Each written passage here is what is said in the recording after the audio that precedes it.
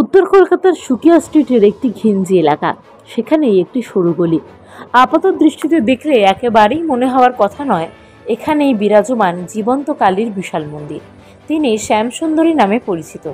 কালী এখানে পূজিতা ছোট্ট মেয়ে রূপে, তাই অম্বাবচী পালিত হয় না এই মন্দিরে। বলির কোনো রীতি নেই, পুরোপুরি নিষিদ্ধ মাছ মাংস। ভক্তদের বিশ্বাস কাউকে কখনো খালি হাতে ফিরিয়ে দেন না শ্যামসুন্দরী।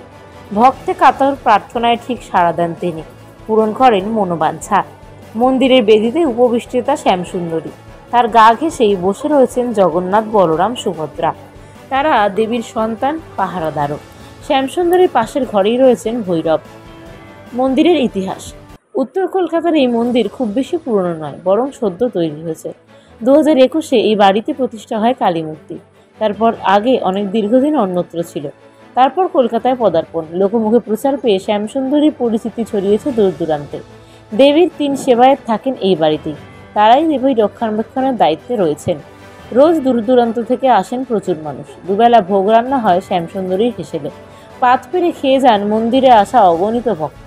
সেবায়েতরা বলেন, প্রতিদিন এত মানুষের অন্ন সংস্থানের ক্ষমতা কি আছে আমাদের? দেবীর আদেশেই এই আয়োজন, মা নিজেই নিজের জোগাড় করেন। তাদের কথায় মা বলেছেন, ভিক্ষে করে হলেও তার সন্তানদের যেন খেতে দেওয়া হয়। আর এই আদেশ মতোই কাজ, কোনো মানুষই যেন অভুক্ত ফিরে না যান, সেই চেষ্টাই চালিয়ে আসছেন তারা। শ্যামসুন্দরীকে ঘিরে প্রচলিত আছে বহু অলৌকিক কাহিনী। এমনই এক ঘটনার কথা বলেন সেবায়েতরা। সে বহুকাল আগের কথা। দিনটি ছিল অমাবস্যা তিথি। শ্যামসুন্দরীর মন্দিরে তৎকালীন পুরোহিত পূজারী বাজারে গিয়েছিলেন অমাবস্যার পুজোর বাজার করতে। সেই সময় বছর 5-এর একটি মেয়ে তার কাছে খাবার চায়। চালকলা খেতে চেয়ে সে জানায় 2 দিন ধরে কিছু খায়নি সে। কিন্তু পুরোহিতের এসব মোটেই পছন্দ হয়নি। তিনি ওই বালিকাকে ধাক্কা দিয়ে সরিয়ে দেন। তবে মেয়েটি জানায় কাজ পায়নি বলেই সে ভিক্ষে চাইছে। এরপর পুরোহিত চলে গিয়েছিলেন ওই ছোট্ট মেয়েটি। পুরোহিত দেবীর পুজোর জন্য বাজার করে ফিরে এসেছিলেন মন্দিরে।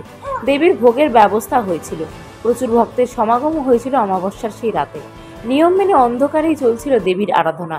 পুজো চলাকালীন পুরোহিত হঠাৎ লক্ষ্য করেন যে শুধু মহাদেবী শায়িত রয়েছেন, কিন্তু তার ওপরে কালী নেই। প্রথমে ভ্রম মনে হলেও পরে ঘিয়ের প্রদীপ বাড়িয়ে মূর্তি দেখার চেষ্টা করেন এবং একই জিনিস দেখেন। তৎক্ষণাৎ নুপুরের শব্দে সম্বিত ফেরে পুরোহিতের। কথিত আছে সেই দিনই স্বয়ং শ্যামসুন্দরী জানান দিয়েছিলেন তার অস্তিত্বের কথা। ফের খেতে চেয়েছিলেন চালকলা। সকালে ছোট্ট মেয়েরূপে যে তিনিই খাবার চাইতে এসেছিলেন সে কথা জানিয়েছিলেন পুরোহিতকে। সেই থেকেই চলছে রীতি। চালকলা দিয়ে শ্যামসুন্দরীর পুজোর আয়োজন হয় আজও। সেবায়েতরা বলেন, সাজতে ভালোবাসেন শ্যামসুন্দরী, তাই রোজই রকমারি ফুলের গহনা আর শাড়িতে সাজেন দেবী। নিখুঁত করে তাকে সাজিয়ে তোলেন পুরোহিতরা। গা ভর্তি সোনার উপর গহনায় সজ্জিত হয়ে সিংহাসনে হাস্যমুখে বিরাজমান দেবী। প্রথম ঝলকেই দেখে মনে হয় দেবী যেন হাসছেন।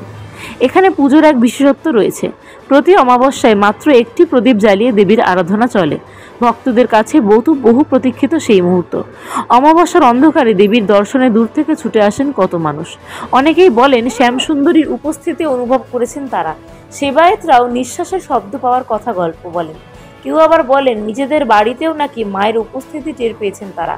সব মিলিয়ে কলকাতার বুকে দেবী শ্যামসুন্দরীর উপস্থিতি প্রকট হয়েছে দিন দিন। ভক্তের বিশ্বাস দেবী সাড়া দেবেন ঠিক, শত কাজের মাঝেও।